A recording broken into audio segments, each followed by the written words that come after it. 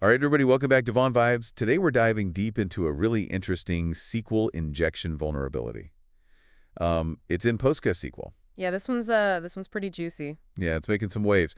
And specifically, we're looking at how it affects KaiCall, PostgreSQL's interactive tool. Right.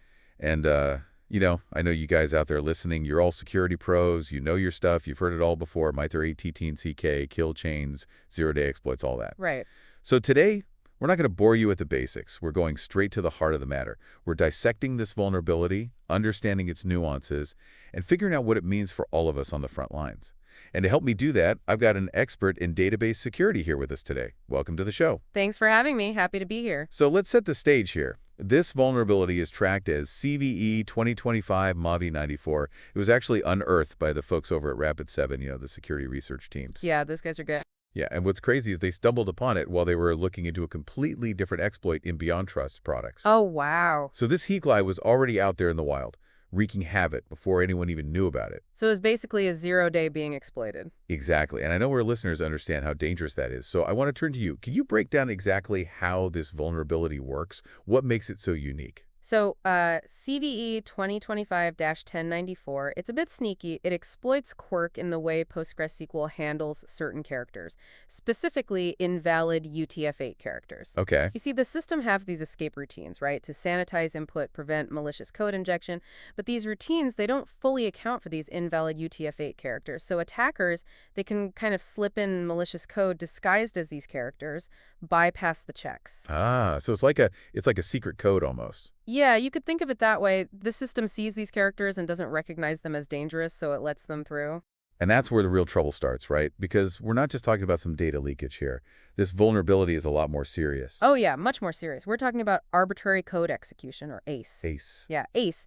And that means attackers can basically do whatever they want on the affected system. They gain full control. Wow, that's scary. Yeah, scary stuff. And what makes it even worse is how they achieve this ACE. They hijack POCL's meta commands. Meta commands. Yeah, specifically, there's this meta command. It's meant for legitimate purposes like executing operating system commands.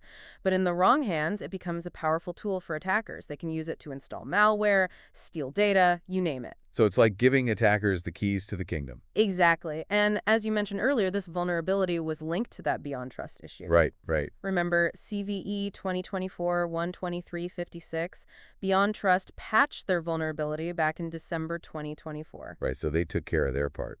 Yeah, but the underlying PostgreSQL vulnerability, it remained unnoticed and unpatched. And that made it even more dangerous. Yeah, like a ticking time bomb. So let's be clear here. Who exactly is at risk from this vulnerability? Which versions of PostgreSQL are we talking about? All right, so we're looking at all supported versions of PostgreSQL prior to 17.3, 16.7, 15.11, 14.16, and 13.19. Okay, so a pretty wide range of versions. Yeah, pretty much. And this means millions of systems could potentially be vulnerable. Web servers, databases, even embedded systems. And this vulnerability got a pretty high severity score, right? It did. It has a CVSS 3.1 base score of 8.1. That's a serious red flag. Definitely. So for all our listeners out there running PostgreSQL, what can they do to protect themselves? Well, the first and most important step is to patch. Upgrade, upgrade, upgrade. Exactly. Upgrade to a patched version of PostgreSQL as soon as possible. But patching can sometimes be a process, especially for large organizations. Right, it takes time. Yeah, so in the meantime, there are things you can do to mitigate the risk. You can carefully review and restrict the use of that meta command we talked about. That can limit the attack surface. Good advice. And I know Rapid7 released a Metasploit module for testing this vulnerability. Right. Can you explain what that means for our listeners who might not be familiar with Metasploit? Sure. Metasploit is a framework. It's used for penetration testing. And this module, it allows security teams to essentially simulate an attack using this vulnerability. Oh, okay, like a fire drill. Exactly, like a fire drill for your network. It helps them identify vulnerable systems and prioritize patching efforts. That makes sense. So as we wrap up here, what's the big takeaway you want our listeners to remember from this deep dive? I think this vulnerability, it really underscores the importance of defense in depth. Defense in depth, yeah. Yeah, you can't just rely on one security measure. You need multiple layers of protection. Even seemingly secure systems like PostgreSQL, which is trusted by so many, can have these hidden weaknesses. And attackers, they're constantly evolving their tactics, looking for new ways to exploit these weaknesses. So we got to stay vigilant. Absolutely. It's a constant arms race, and it really makes you wonder what other vulnerabilities are lurking out there, just waiting to be discovered, right? Right. Definitely something to think about.